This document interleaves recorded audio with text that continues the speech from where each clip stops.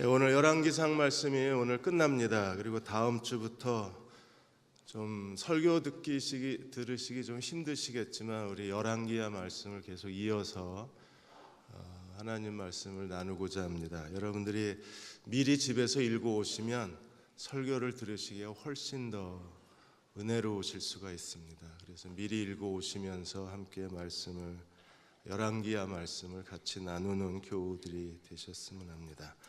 오늘 드디어 아합이 죽습니다. 아합의 죽음에 대해서 말씀을 22장을 묵상하면서 왜 아합이 이렇게 비참하게 죽어야 되는가를 같이 고민하는 시간이 되었으면 합니다. 세계적인 경영학자 필립 코틀러 교수가 우리가 살고 있는 이 시대를 카오틱스로 대변할 수 있다고 했습니다. 카오스는 혼란이잖아요. 그래서 지금 극심한 혼돈과 불확실성, 이것이 오늘 이 시대를 상징하는 단어들이라고 했습니다. 이런 시대에 사업을 하려면 어떤 제품을 만들고 어떤 사업을 할 거냐, 이거보다 더 중요한 게 미래에 어떤 위험이 오는가를 미리 감지하고 위험을 감지하고 위험을 예측하고 어떤 위기가 왔을 때 위기를 관리할 수 있는 위기 관리 능력이 뛰어나야 그래야 이런 시대에 사업가로서 성공하고 사업의 절대 조건을 갖출 수 있다고 했습니다. 우리는 어젯밤 지난밤을 지나면서 벌써 대만에서도 6.4 지진이 일어나서 17층 아파트가 붕괴되고, 그리고 일본에서 화산이 터져서 화산재가 2km까지 날아가고, 오늘은 또 북한에서 미사일 4차 실험을 발사를 해서 또 여러 나라를 긴장을 시키고 있습니다. 이러한 예측할 수 없는 일들이 일어날 때 이걸 감지하고, 그리고 그런 일이 일어났을 때 어떻게 이걸 관리해야 되는가, 위기 관리 능력이 뛰어나야 그래야 기업 생존의 절대적 조건과 그리고 개인의 인생에서도 생존의 조건을 갖춘 사람이 될 수 있는 거예요. 이제 내일이 되면 붉은 원숭이 해가 시작이 됩니다. 발음 이상해서 다 잘 얘기를 안 하고 저도 잘 얘기를 안 하는데, 이제 내일부터 음력으로 병신년이 시작이 됩니다. 뜻은 좋습니다. 왜냐하면 밝을 빛 그리고 널리 퍼질 신입니다. 그래서 밝은 빛이 널리 퍼지는 해, 그래서 붉은 원숭이 해라고 얘기하는 거예요. 그렇게 되면 얼마나 좋을까요? 올해 대한민국에 밝은 빛이 널리 퍼지고 한국 교회와 여러분의 개인의 삶에 밝은 빛이 널리 퍼지는 한 해가 되면 얼마나 좋겠어요. 그렇게 되려면 우리는요, 무엇보다도 그리스도인은 하나님의 사랑에 대한 예측 능력, 하나님의 사랑을 감지할 수 있는 영적 민감성이 뛰어나야 합니다. 하나님 사랑이 무엇인가를 알고 하나님 사랑을 느끼고 매일 하나님 사랑 언약 안에서 살아가는 사람들이 하나님이 그들과 동행하실 수 있기 때문에 그렇습니다. 우리는 하나님의 사랑의 이중성을 보았습니다. 주님의 십자가를 통해서 나타난 이중성이 무엇인가? 하나님이 죄인은 사랑하시지만 죄는 미워하신다는 것. 그 죄를 미워하셔서 예수께서 십자가에 못 박아 죽으셔야 했습니다. 그리고 그 죄인을, 예수님을 화목제물로 내어주시기까지 하나님이 사랑하신 거잖아요. 하나님이 아합에게 그러셨어요. 아합에 대해서 하나님이 끝까지 자비와 은혜를 베푸십니다. 그러나 아합의 죄를 하나님이 심판하신 거예요. 22장에서도 하나님은 어떻게 해서든지 아합을 하나님께로 돌아올 수 있는 기회를 만들고 하나님께 돌아오는 문을 열어놓았습니다. 그런데 아합이 거절을 합니다. 마틴 로이드 존스는 하나님의 호의, 하나님의 은혜, 다시 돌아오라고 말씀하신 하나님의 구원을 거절하는 게 죄라고 그랬어요. 죄는 우리를 건져주시려는 하나님의 자비, 하나님의 은혜, 하나님의 은총을 거절하는 행위라고 했습니다. 사탄은 끊임없이 방해하고 있고 하나님은 아합에게 계속 하나님께로 돌아오는 구원의 기회를 베풀고 계신 거예요. 세 가지 장면을 살펴보고자 합니다. 먼저 22장 1절에 보시면 아람과 이스라엘 사이에 전쟁이 없이 3년을 지냈더라. 그리고 아합이 아람 시리아 베나닷과 다시 전쟁을 시작하게 됩니다. 아합이 3년 동안 아무 일도 하지 않았다는데 우리는 당황스럽습니다. 왜냐하면 하나님께서 21장 29절에 하나님의 심판과 재앙을 아합이 일시적으로 겸비하고 가식적으로 회개한 것을 통해서 하나님이 심판과 재앙을 연기하시겠다 그랬어요. 누구한테? 아들 시대에. 만일에 정상적인 아버지라면 지난 3년 동안에 해야 할 일이 무엇입니까? 매일같이 하나님 앞에 나아가서 하나님 안 됩니다. 내 아들 시대에는 안 됩니다. 차라리 나를 심판하시고 나를 재앙을 내려주십시오. 내가 범죄했는데 왜 내 아들 시대에 재앙을 내리십니까? 그렇게 기도해야 되지 않나요? 3년 동안 아합은 아무것도 하지 않고 있다가 이제서야 아람 왕 베나닷이 조약을 맺은 대로 빼앗은 성읍을 돌려주지 않으니까 돌려주지 않는 성읍을 군사력으로 전쟁으로 빼앗겠다고 계획을 세우고 있는 거예요. 지금 아합이 고민해야 될 것이 무엇입니까? 베나닷이 돌려주지 않는 성읍 때문에 고민해야 될 게 아니라 자기 아들이 하나님의 심판받는 걸 고민해야 되지 않나요? 열왕의 역사 가운데 사마리아의 기근이 들어들었을 때 사람들이 굶어 죽어가게 생기니까 자식을 삶아 먹는 사건이 일어났었습니다. 자식을 먹어서라도 자기들이 살겠다는 게 타락한 백성들의 모습이었어요. 근데 오늘 우리 시대에 자식을 잡아먹는 부모들이 있는 거예요. 우리는 부천의 초등학교 학생 그 아이 살해당할 당시에 7살이었습니다. 아버지 인생이 거추장스럽다고 아버지의 귀찮게 한다고 애를 때려 죽여서 냉장고에다 3년 2개월 동안 냉동시킨 그 아버지. 같은 부천에서 이번에는 13살 중학교 여학생이 살해를 당했습니다. 그 딸을 죽인 아버지는 독일의 베델 신학교에서 신약학을 공부하신 분이랍니다. 목사랍니다. 신학교 교수님이십니다. 11개월 동안이나 아이 시신을 방치해둬서 반쯤 미이라처럼 변했습니다. 프로파일러가 왜 시신을 그렇게 방치했는가에 대해서 아마 교수님하고 목사님하고 인터뷰를 했나 봅니다.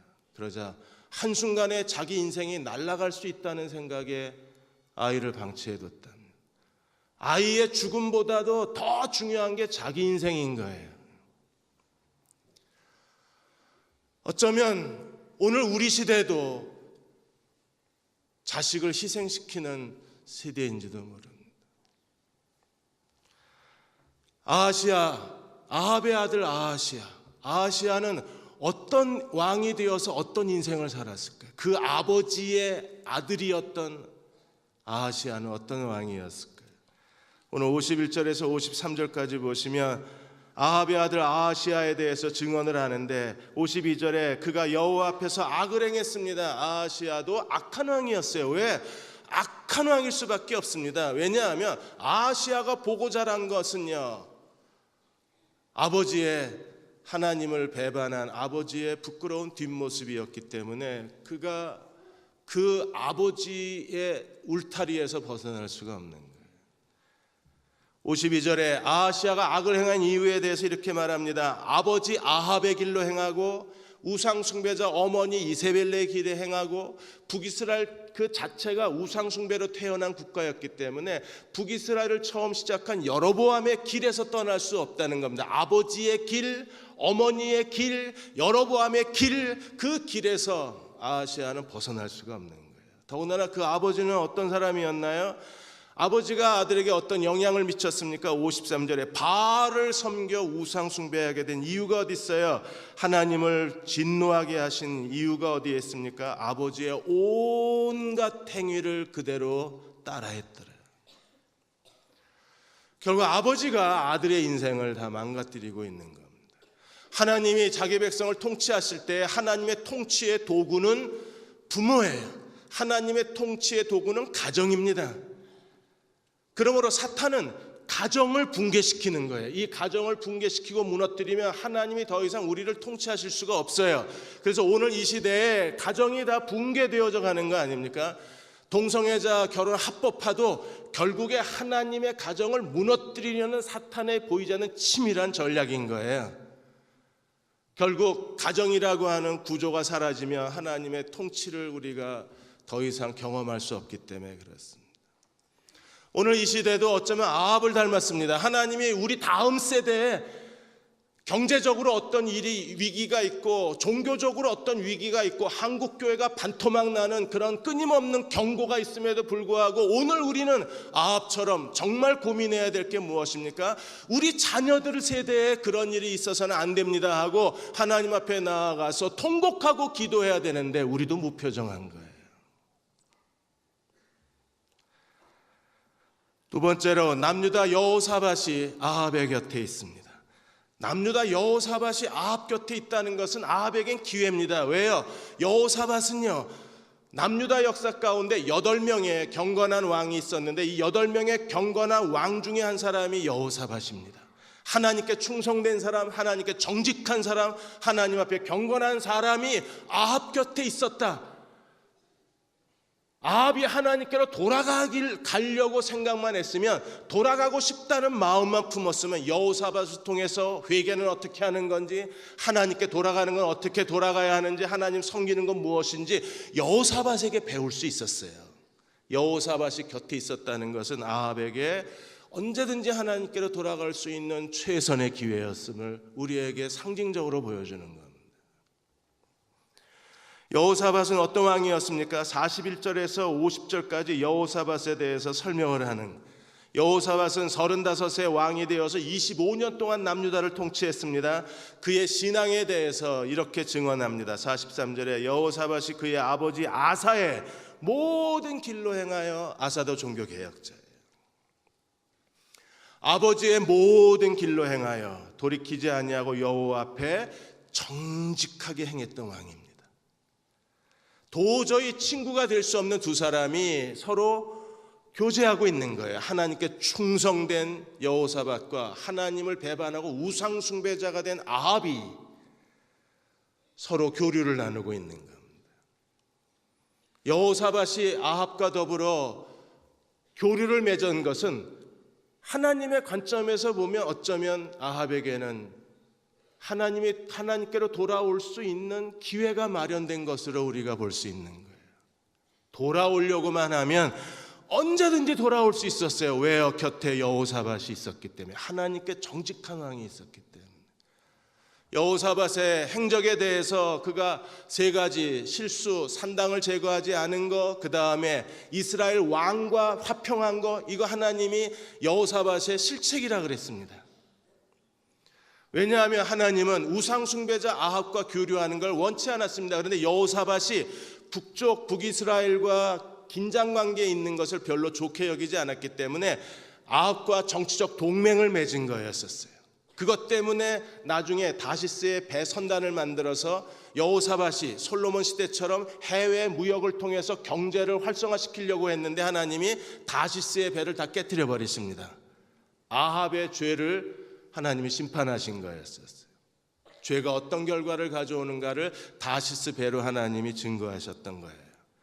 이 여호사밧이 3년 만에 3년 침묵을 깨고 여호사밧이 아합을 방문하러 왔을 때 아합이 여호사밧에게 제안한 게 바로 아람 왕 베나닷을 침략해서 길르앗 라못을 되찾자는 전쟁 계획입니다.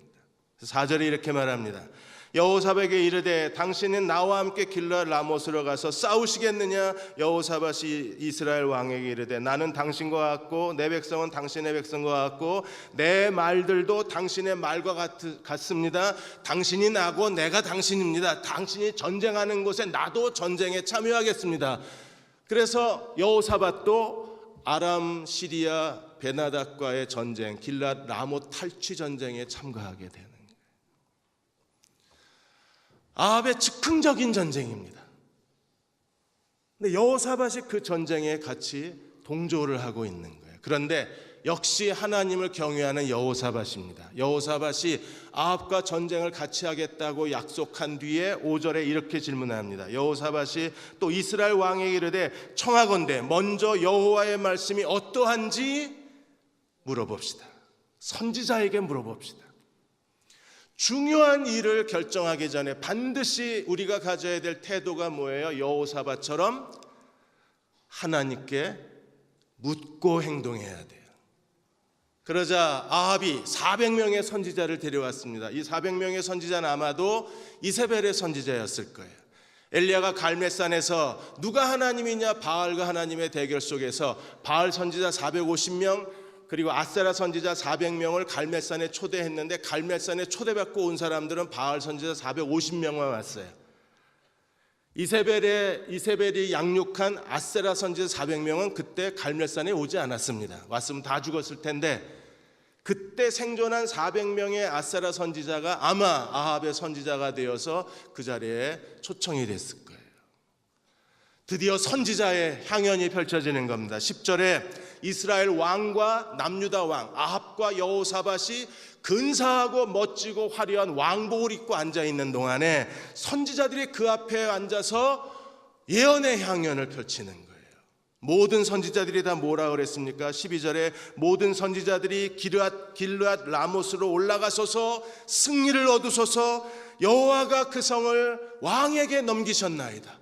400명의 선지자가 열광하면서 예언하기를 올라가소서 길르앗 라못은 당신 것입니다. 하나님이 당신에게 승리를 주셨습니다. 시드기야라는 선지자는 어떻게 했습니까? 11절에 철로 뿔을 만들어서 그 뿔로 찌르는 흉내를 내면서 여호와의 말씀이 이것처럼 왕이 아람의 모든 군대를 멸절하시겠다고 퍼포먼스를 하면서 예언을 하는 거예요. 아합이 승리하는 것처럼 보였습니다. 그게 여호와의 말씀처럼 보였어요. 그런데 여호사밧이 볼 때 뭔가 이상한 거예요. 그래서 우리가 물어볼 만한 여호와의 선지자가 없느냐, 여호와의 선지자를 찾습니다. 그리고 미가야가 아합의 부름을 받고 사마리아 성으로 오는 거예요. 미가야 선지자가 왔을 때 놀랄 만한 이야기를 해줍니다. 저는 하나님이 이 얘기를 왜 밝히시는지 이해가 안 돼요. 아니, 이 얘기를 왜 하시지? 그냥 내버려 둬서 길르앗 라못 전투에 올라가서 아합이 거기서 죽어서 엘리야에게 예언한 대로 나봇의 피를 핥은 개들이 아합의 피를 핥게 하시는 게 그게 하나님 하실 일 아닌가요? 이미 아합은 하나님을 떠났고 하나님은 어떻게 죽을 것인가를 엘리야를 통해서 이미 말씀하셨고 그리고 아합의 최후가 이미 예언되어 있는데 뭐하러 이 얘기를 왜 하시는지 모르겠어요. 이 얘기를 왜 하실까요? 미가야 선지자가 아합과 여호사밧에게 와서 지금 400명의 아세라 선지자가 왕의 승리를 열광적으로 예언하게 된 이유를 밝혀내고 있는 거예요. 그야말로 하나님 나라 엑스파일이 공개가 되는 겁니다. 미가야를 통해서 증언된 이야기가 무엇입니까? 20절에 보시면 하나님이 천군 천사를 앞에 놓으시고 하나님이 고민을 털어놓으신 거예요. 어떤 고민이요? 누가 아합을 꾀어 그를 길르앗 라못에 올라가서 죽게 할고. 길르앗 라못 전투에 아합이 전쟁을 일으켜서 거기 가서 죽게 하는데 어떻게 이것을 할 수 있겠느냐고 하나님이 천사들에게 질문을 한 거예요. 그러자 천사들이 이런저런 제안을 했는데 21절에 한 천사가 와서 여호와 앞에 서서 내가 그를 꾀이겠나이다. 거짓말로 아합을 속여서 데려가겠다는 거예요. 그러자 22절에 여호와께서 그에게 이르시되 어떻게 하겠느냐 이르되 내가 나가서 거짓말하는 영이 되어 그 모든 선지자의 입에 있겠나이다. 여호와께서 이르시되 너는 속이고 또한 이루리라. 나가서 시작해라. 하나님은 허락하신 거예요. 거룩하신 하나님이 거짓말하는 영으로 변장을 하셔서 그래서 아세라 선지자를 통해서 아합의 선지자를 통해서 아합에게 거짓말로 아합을 속여서 전쟁에 데려가시겠대요. 그리고 거기서 죽이시겠다 그러셨습니다. 이 얘기를 꼭 하셔야 되나요? 이 얘기 안 하셔도 돼요. 그냥 아합이 그가 길앗 라못 전투에 올라가서 전쟁을 하다가 아람 왕 베나다데 칼날에 의해서 죽임을 당하고, 그래서 그의 시체를 씻은 물에 나봇의 피를 핥은 곳에서 개들이 아합의 시체를 핥음으로 하나님 심판이 끝나는 거예요. 그런데 이 얘기를 아합이 알아야 될 이유가 없고, 하나님은 이 얘기를 아합에게 하셔야 될 의무가 없는 거예요. 그런데도 여호사밧이 하나님의 선지자를 찾자 하나님의 선지자 미가야가 와서 밝혀낸 얘기가 뭐냐 하면, 이래서 지금 선지자들이 전쟁의 승리를 예언하고 있다는 사실을 증언하는 겁니다. 이 얘기 왜 하세요? 이 얘기 하시는 하나님의 의도가 뭡니까? 넌 가면 죽는다는 겁니다. 너 가면 죽어. 그래서 잘 됐다고 얘기하시는 건가요? 아니요. 한 번 더 하나님은 아합에게 호소하고 계신 거예요. 이래서 400명의 선지자가 너의 승리를 예언하게 된 거다. 거짓말하는 영 때문에. 거짓과 거짓이 교차되면서 네 인생의 종말을 만들고 있는 거야. 네가 거짓말하는 사람이기 때문에 거짓말하는 영에 속아서 너는 결국 파멸에 이르게 되는데, 무슨 일이 일어나고 있는가를 아합이 깨달았으면 하나님 앞에 엎드려서 살려달라고 소리치고, 하나님 제발 살려주십시오, 내가 잘못했습니다라고 회개했으면 하나님 용서해 주지 않으셨을까요? 겸비한 척, 회개한 척 했을 때 하나님이 서둘러 재앙을 아들 시대로 옮겨주셨는데, 그가 진심으로 하나님 앞에 무릎 꿇고 하나님 살려달라고 두 손을 들었으면 하나님이 그를 살려주지 않으셨을까요? 그런데 아합은 마지막 기회마저 잃어버립니다. 거짓말하는 영을 통해서 하나님의 참된 말씀, 아합의 심판의 말씀을 거짓이 참을 이루게 만드신 거예요. 거짓이 하나님의 예언을 이루게 하신 겁니다. 거짓된 사람은 거짓된 사람으로 스스로 파멸에 이르고 만 거예요.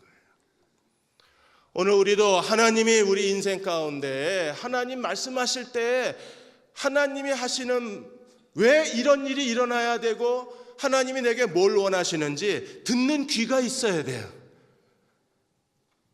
미련한 사람들이, 마음이 어두운 사람들이 하나님이 계속 말씀하셔도 아합처럼 제대로 알아듣지를 못하고 결국에 스스로 파멸의 자리로 나아가는 거잖아요. A.W. 토저가 그의 책에서 줄리안 여사에 대한 이야기를 했습니다. 이분은 신비주의자입니다. 캐톨릭의 영적 지도자입니다. 저희하고는 잘 어울리지 않는 분입니다. 그럼에도 A.W. 토저 박사가 이 줄리안 여사에 대한 이야기를 인용하는 것은 그녀의 평생의 기도 때문에 그래요. 줄리안 여사는 평생 하나님 앞에 이렇게 기도했습니다. 하나님, 내게 상한 마음을 주십시오. 죄에 대하여 상한 마음을 주셔서 평생 죄에 대하여 뉘우치게 하시고, 사람에 대한 상한 마음을 주셔서 사람을 불쌍히 여길 줄 알게 해주시고, 하나님에 대한 상한 마음을 주셔서 하나님 나라를 사모하며 살게 하여 주십시오. 하나님, 내게 이 상한 마음을 주시기 원합니다. 이 상한 마음을 내가 가질 수만 있다면 어떤 대가도 지불하겠습니다. 하나님, 청구서만 주시면 내가 그 값을 지불하겠습니다.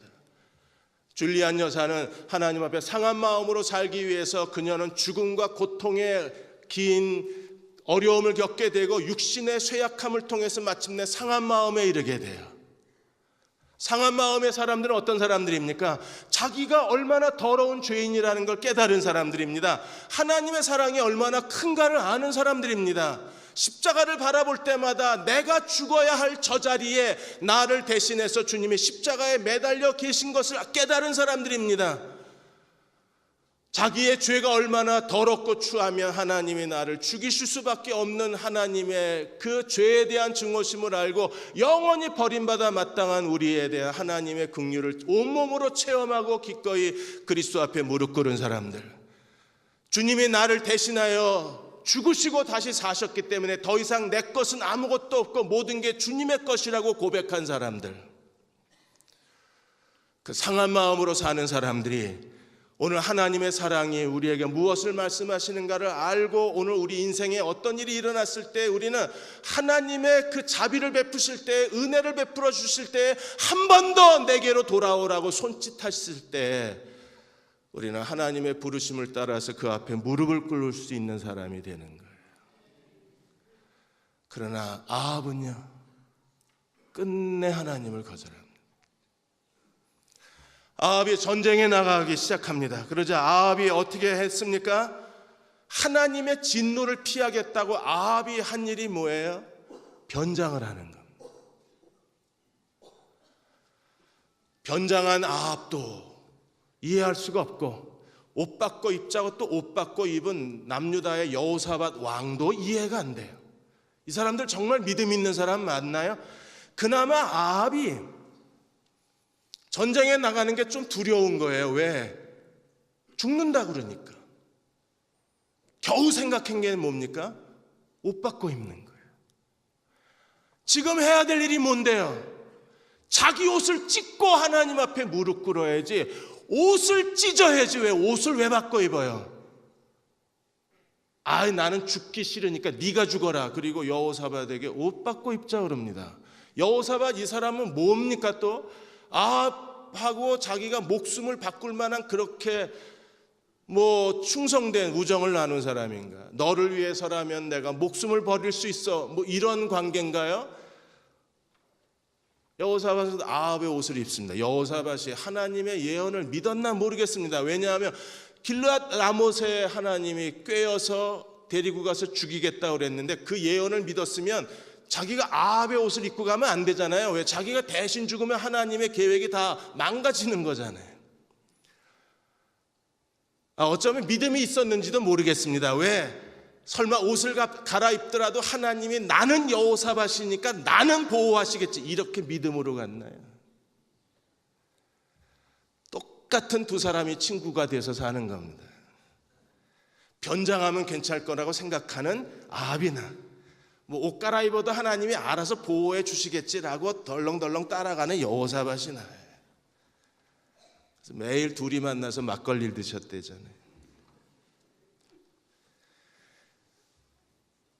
모든 게 다 순조로워 보였습니다. 옷을 바꿔 입었으니까 아람의 베나닷이 아합만 죽이라 그랬어요.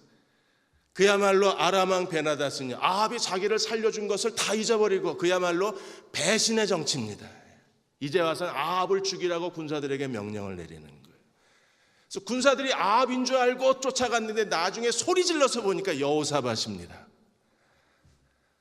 이렇게 전쟁이 끝나나요? 아니요. 하나님이 어떻게 하셨습니까? 34절에 한 사람이 무심코 활을 당겨 이스라엘 왕의 갑옷 솔기를 마친지라. 어느 한 사람이 아무 생각 없이 이스라엘 왕 아합을 죽이겠다는 그런 계획도 없이 그냥 아무 생각 없이 공중에 활을 쐈는데 그 화살이 정확하게 이스라엘 아합을 맞춘 겁니다.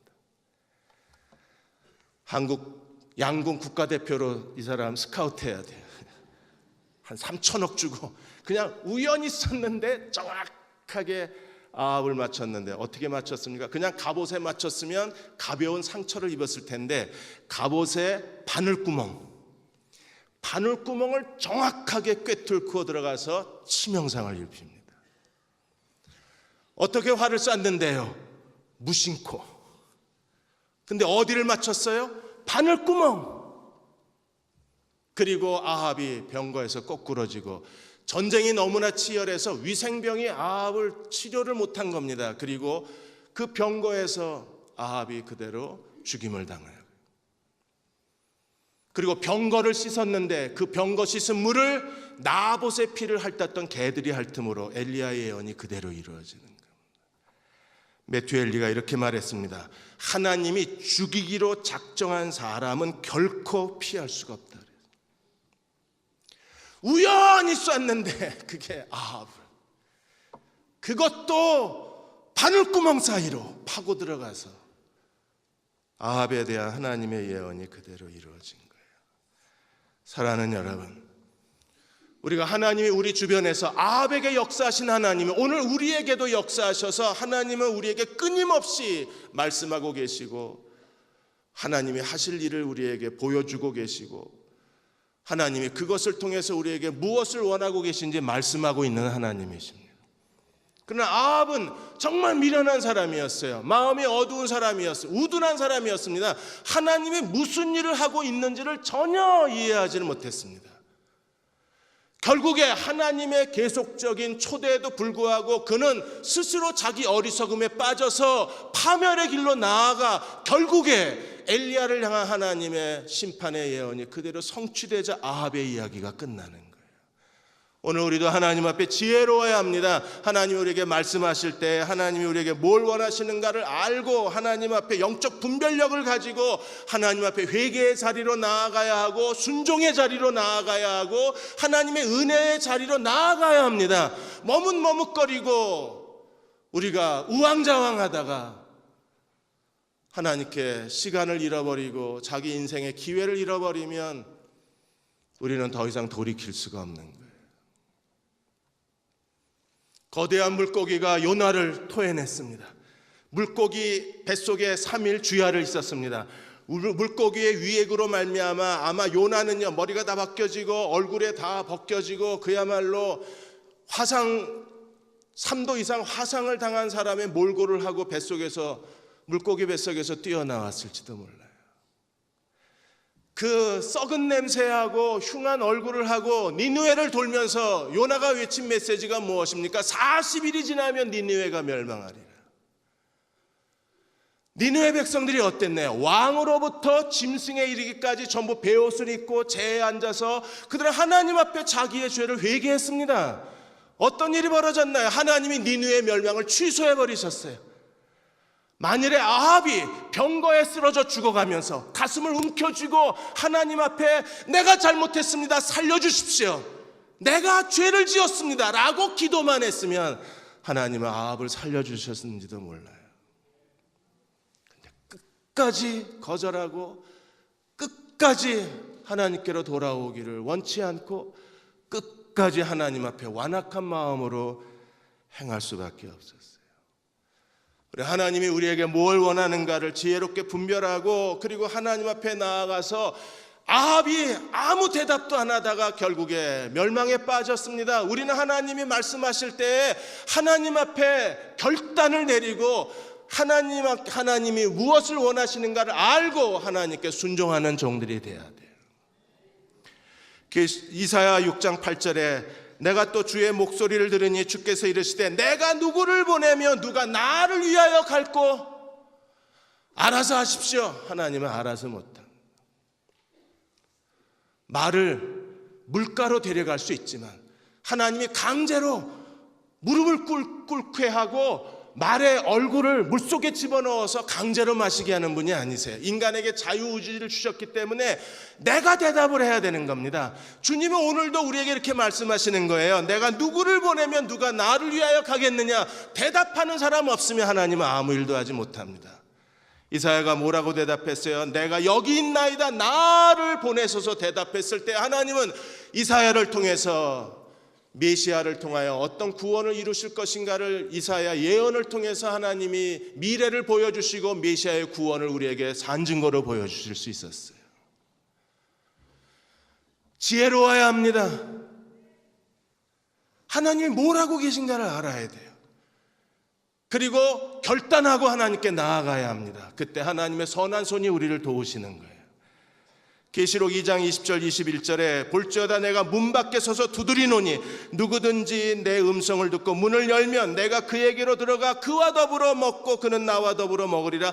내 음성을 듣고 하나님은 아합에게 계속 말씀하고 계셨어요. 심지어 하늘에서 이루어진 비밀한 엑스파일도 공개하셨습니다. 지금 거짓말하는 영을 풀어서 하나님이 널 죽이려고 하고 계신다. 이 엑스파일까지 다 공개하셨습니다. 그런데 아합은요 전혀 반응이 없었어요. 내 음성을 듣고 우리가 해야 될 일이 뭐예요? 문을 열면 하나님 앞에 응답하면 결정을 내리면 결단을 하면 그 다음에 어떤 일이 벌어져요? 내가 그에게로 들어가 그는 나와 더불어 나는 그와 더불어 먹고 마시리라. 단순히 먹고 마시나요? 아니요. 이기는 그에게는 내가 보좌에 함께 앉게 해주겠다. 하나님 보좌에 내가 앉은 그 자리에 같이 앉을 수 있는 기회를 주시겠다는 거예요. 월스트리트 영화 행복을 찾아서라는 영화가 기억나시는 분이 계실 겁니다. 크리스 가드너 홀딩스 인터내셔널 회장 실화입니다. 1980년대에 크리스는 흑인입니다. 고등학교밖에 졸업 안 했습니다. 아버지는 가출을 하고 어머니는 교도소 가 있고 지독한 가난 속에서 크리스가 자라났습니다. 그리고 결혼하고 아이를 낳았는데 이혼하고 파산하면서 모든 걸 잃어버리게 되고 크리스는 아들과 더불어서 노숙자가 돼요. 샌프란시스코에서 노숙자가 됩니다. 아들을 데리고 매일 길거리 음식을 얻어먹으면서 살다가 어느 날 그가 증권사 앞에 페라리 고급 승용차가 멈추는 걸 경험합니다. 그 페라리를 쳐다보고 있다가 페라리에서 나오는 그 사람한테 질문을 해요. 두 가지만 질문하겠다. 당신 직업이 뭐냐? 주식 중개사다.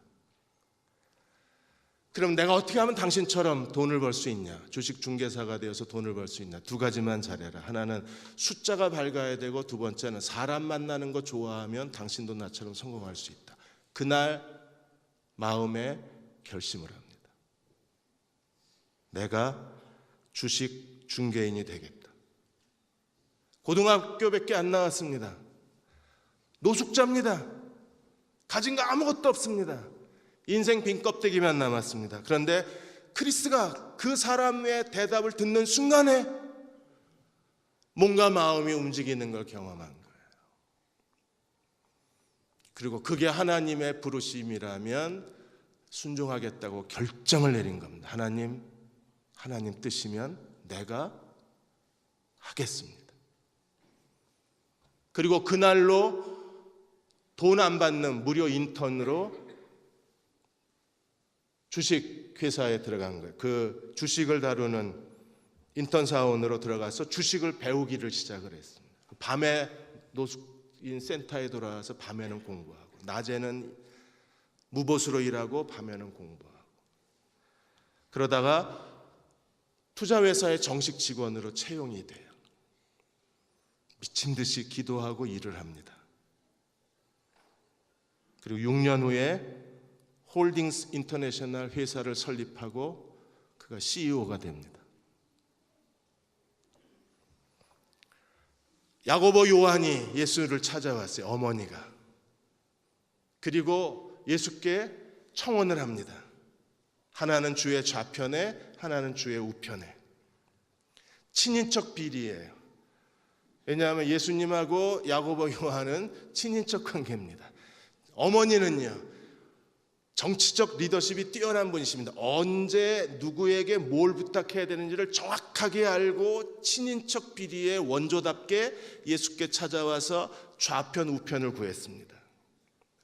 예수님이 영광을 받으실 때가 다 됐을 때 하나님 나라의 영광을 받으셨을 때 그 정치적 영광을 같이 나누자는 거예요. 그분을 비난할 생각 없습니다. 누구라도 그런 야망을 품는 게 오히려 좋아요. 그 야망이 그대로 표면화된 겁니다. 그러자 예수님이 내가 마시는 잔을 너희도 마실 수 있겠느냐고 물었습니다. 이 사람들은 거침없이 대답합니다. 내가 마시겠습니다. 뭐든지 다 하겠습니다. 그래서 예수님이 뭐라 그러셨어요? 누가 좌우편에 앉든지 하나님이 정하실 거라고. 이 사람들이 무모했나요? 어리석은 요구를 했나요? 아니요. 하나님은 좌우편에 앉게 해주십시오. 내가 마시겠습니다. 내가! 라고 해서 자기가 먼저 하나님 앞에 자원했을 때 하나님이 어떻게 하셨어요? 진짜 좌우편에 앉았어요. 어떻게 해요? 최초의 순교자, 최후의 순교자로. 12사도 중에 하나님 앞에 내가 여기 있나이다 라고 자기를 드리는 사람들에게 하나님은 그게 하나님 계획에 맞지 않는다고요? 아니요. 야고보 요한이 좌편 우편을 요구했을 때 그 사람들의 생각은 상상력은 정치적 권세였지만 하나님의 상상은요, 선교자로서의 첫 번째, 이보다 더 영광스러운 일이 어디 있어요? 그리스도 안에서 결국에 원하는 자에게 하나님이 주시는 거예요. 오늘 우리도 지혜로운 사람이 되어서 하나님이 내 인생에 뭘 원하시는가를 알고 하나님의 요구하시는 걸 깨달았으면 기꺼이 내가 하겠습니다라고 하나님 앞에 자원하여 결단하면 하나님이 그 일을 이루어 주실 것입니다. 그러한 저와 여러분이 되시기를 주의 이름으로 축원합니다. 아버지, 우리도 두렵습니다. 아합처럼 어느새 우리 자신도 모르게 아합의 자리에 서 있을까 봐 두렵습니다. 마음을 정결케 해 주옵소서. 하나님께 예민한 마음을 주시고 진실한 마음을 종들에게 더하여 주셔서 하나님 지적하시면 즉시 회개하고 무릎 꿇고 순종하고 내다버리고 하나님과 동행하는 믿음의 종들 되게 해 주옵소서. 아합이 무섭습니다. 우리 안에 아합이 있기 때문입니다. 아합을 외면하면서도 외면할 수가 없습니다. 이 시대가 아합의 뒤를 따라가고 있기 때문입니다. 두 손을 저어가며 아합을 거부하면서도 아합을 거부할 수가 없습니다. 어느새 우리도 아합처럼 길들여져 가고 있는 것을 알기 때문입니다. 하나님, 우리 정결케 해주십시오. 진실한 마음을 더하여 주시고 하나님께 민감한 마음을 더하여 주셔서 하나님이 눈짓만 해도 뭘 원하시는지 알아듣고 순종의 자리로 갈 수 있고 축복의 자리로 나아가고 은혜의 자리로 나아가는 저희들 되게 해 주옵소서. 오늘 이렇게 예배드리고 집으로 돌아가는 동안에 어느 사이에 우리 마음이 또 흩어져서 아합의 뒤를 따를까 두렵습니다. 성령님, 우리 마음을 붙잡아 주시고 기름 부어 주시고 성령의 능력으로 옷 입혀 주옵소서. 지금은 우리를 죄에서 구원하신 우리 주 예수 그리스도의 은혜와 하나님 아버지의 그 크신 사랑하심과 성령의 도우시고 위로하시는 은혜가 오늘 함께 2월의 첫째 주일 예배를 드리고 집으로 돌아가는 모든 교우와 가정과 자녀들 위에 그리고 하나님 앞에 기도하여 구하는 모든 일들 위에 지금부터 영원히 함께 하시기를 간절히 축원하옵나이다. 아멘.